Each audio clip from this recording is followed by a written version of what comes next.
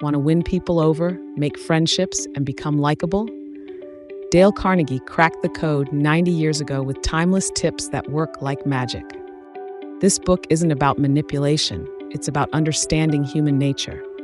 People crave appreciation and want to feel important, not ignored. Don't criticize, condemn, or complain. Criticism puts people on the defensive. Try to understand them instead. Give honest and sincere appreciation. A little gratitude goes a long way. Make others feel good, and they'll remember you forever. Talk in terms of the other person's interests. People love talking about themselves. Use that to build real connections. Smile. It's simple but powerful. A warm smile is your instant invitation to connection. Remember names. A person's name is the sweetest sound in any language. Use it. Be a good listener. Ask questions and genuinely care.